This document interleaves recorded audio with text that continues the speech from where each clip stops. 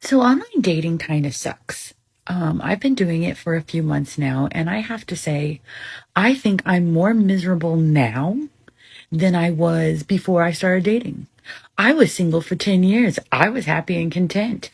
Now I'm miserable. Every guy I meet, I end up comparing to one specific person, and all together, all the guys I've dated still don't compare to the one person I wish I was dating. Moral of the story, I think I'm going to quit online dating and just be me again. Surprise, surprise, surprise! Can any of my male viewers actually say they were shocked to hear this decade post-war queen say she compares all other men to one man she wishes she was dating? Something tells me that chances are she was referring to her ex. Ladies, let me let you in on a little secret. When a man catches on to being constantly compared to your ex or any other man, he will more than likely silently put you in the only for recreational use category. If you think he is seeing it as some sort of challenge he must overcome to win you over, you are sadly mistaken. Let me put it this way. If you keep thinking about another guy, you best go be with that guy, because in your current position, you will only fill the role of bedsheet warmer. Either that or you will become the side chick unknowingly tagging in and out of the bed-sized ring with main chick flair. I give you 2 claps and a Ric Flair. Moving on. I get a message from someone I exchanged numbers with on an app last night at 9:44. I'm well asleep by then. I get up at 5 a.m. and start working. So I didn't respond, nor do I really check my messages until after like 10 or 11 a.m., if that, here. Yes, I know, but I'm working. I'm a recruiter. I do back-to-back phone calls and emails all day long. I get a message at 9:44 or 9:31 this morning, and I just now checked it, and it said, never mind, same person that sent me the message the night before. And I'm like, what? So I said, never mind, laugh out loud, what? And then I go to the app because it's my lunch hour, and hey, why not? And he has sent me a message that says, oh, still no response, take care. Then I go back and I actually read the thread, and I realize he's done that 3 times within 3 days because I didn't get back to him on his time. You know, this is why I'm still single, people. It's like this, like, no. Can you say anxious attachment style or control freak?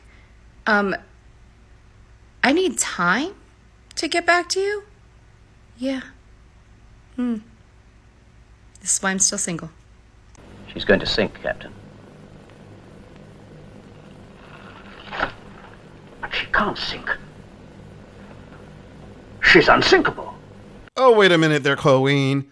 I'm sure my male viewers are eager for me to unload the usual lines they get hit with. Gentlemen, get some popcorn. Ladies, I really can't defend any of you on this one. This is all you, queens. There is no possible way a woman is too busy to take 30 seconds to text you back. What are you doing all day that you can't take the time to text me? You are not that busy. What does it say about you when you can't make me a priority? Weren't you taught any manners? How do you expect any type of relationship when you can't even do the minimum? This is why dating sucks, because all these women can't be real women and are always making excuses.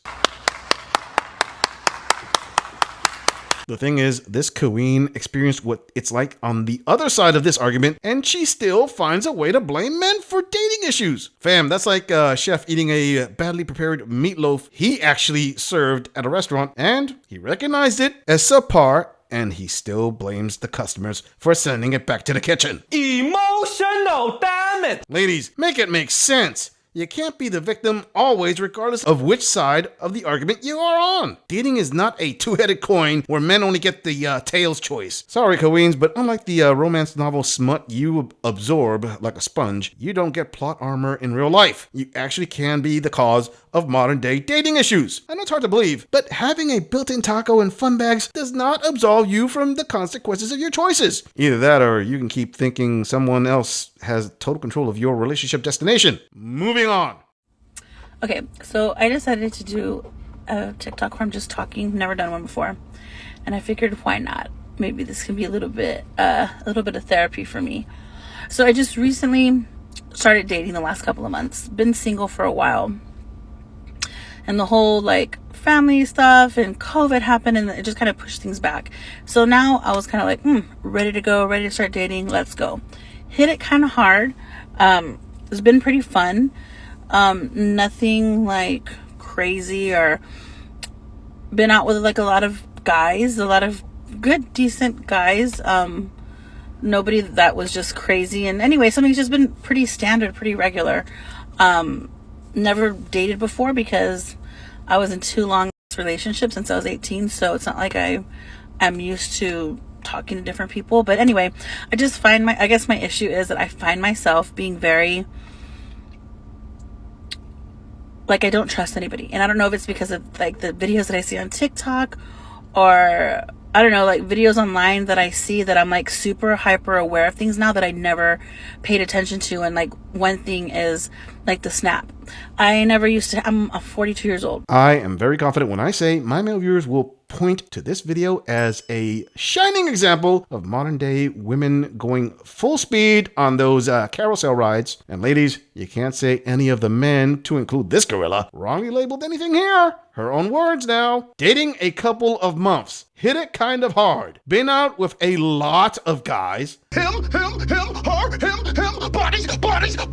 bodies. And other factors as being a single 42-year-old queen with a tongue ring.